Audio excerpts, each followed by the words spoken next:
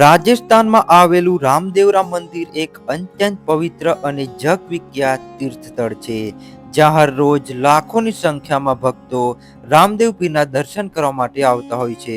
અને અહીંયા બીજના દિવસે મેળા જેવો માહોલ રહેતો હોય છે. તો તમે પણ રામદેવરા જવાનું પ્લાનિંગ કરી રહ્યા છો, તે પણ આપણા બાયડથી, તો આ વિડીયો તમારા માટે. અને આ એ જ જગ્યા છે જ્યાંથી ડાલીબાઈ મળ્યા હતા અને મક્કાથી આવેલા 5 પીરોને બાબા રામદેવજી પરચા આપ્યા હતા. તે છે આ પંચપીપળી તીર્થ. આપણો ભોણો તો ભોણા શું કેવું, આ બસ જર્નીમાં કેવી મજા આવી? બહુ મજા આવી, મસ્ત રામાપીરના દર્શન કર્યા અને બધા સ્થળે દર્શન કરીને આવ્યા. તમે પણ આ બસમાં મુસાફરી કરજો ને મોમાં ટાઈમની વાત કહી દેજો. તો મિત્રો તમને પહેલા જણાવ્યું, સ્વાગત છે મિત્રો આજના એક નવા વિડીયોની અંદર. અત્યારે મિત્રો આપણે પહોંચી ગયા છે બાયડમાં ને તમને થંબનેલ જોઈને સમજાઈ ગયું હશે કે આજે આપણે ક્યાં જવાના છીએ. તો મિત્રો આજની આપણી શુભ જર્ની બાયડથી રામદેવરાની રહેવાની છે અને જે નવી બસ મિત્રો ચાલુ થઈ છે તેમાં આપણે આ બસ જર્ની કરવાના છીએ. તો આ બસ બાયડથી કેટલા વાગે ઉપડે છે, રામદેવરા તમને કેટલા વાગે ઉતારે છે અને શું ભાડું છે અને કયો રૂટ રહેવાનો છે આ બસનો. તો આ વિડીયો તમે પૂરો જોજો અને જો બાયડથી રામદેવરાનું તમે પ્લાનિંગ કરી રહ્યા હોય તો તમારા દોસ્તોને આ વિડીયો જરૂરથી શેર કરજો. શરૂ કરે છે આજનો વિડીયો. તો મિત્રો આપણી બાયડથી રામદેવરાની બસ આવી ગઈ છે અને હવે આપણે ટાઈમની વાત કરીએ તો બાયડથી 3:45 આ બસ બાયડથી ઉપડે છે અને 4:10 પહોંચાડી દેશે ધનસુરા અને ધનસુરાથી ઉપડીને 4:45 પહોંચાડી દેશે તલોદ.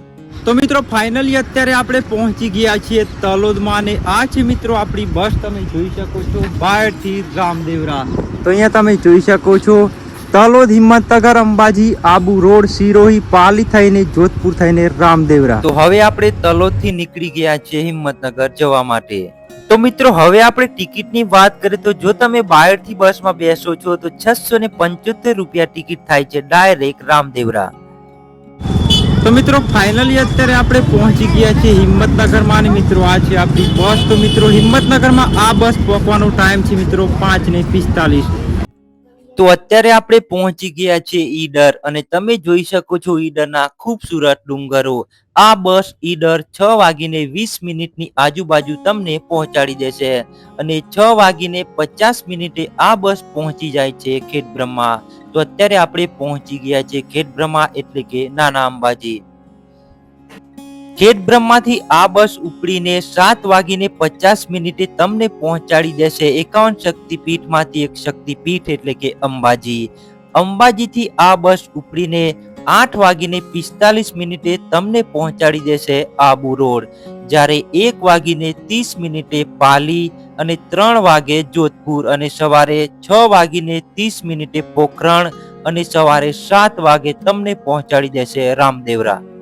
તો મિત્રો ફાઇનલી અત્યારે આપણે પહોંચી ગયા છીએ રામદેવરા અને આ છે આપણી બસ. તમે જોઈ શકો છો. તો મિત્રો આ બસ 7:10 તમને પહોંચાડી દેશે રામદેવરા. તો આપણે હવે ફ્રેશ થઈને જઈ રહ્યા છીએ મંદિરની તરફ. તો વિડીયોમાં લાસ્ટ સુધી જોડાયેલા રહો.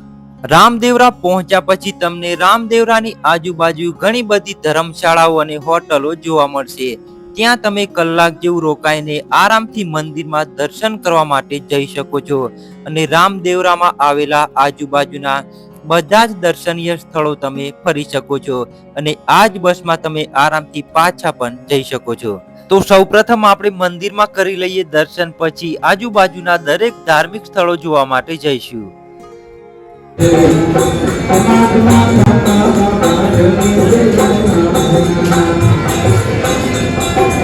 અત્યારે આપણે પહોંચી ગયા છે મંદિરની બિલકુલ નજીક પરચા બાવડી જોવા માટે.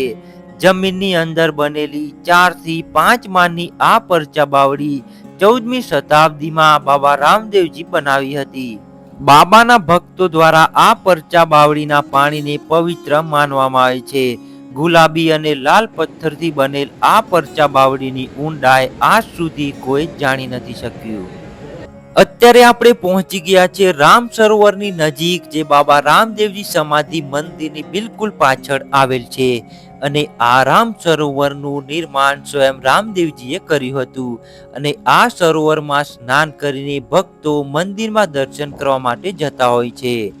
અને આ સરોવરમાં તમે બોટિંગ પણ કરી શકો છો ને અહીંયા બોટિંગનો ચાર્જ છે 50 થી 100 રૂપિયા સુધીનો.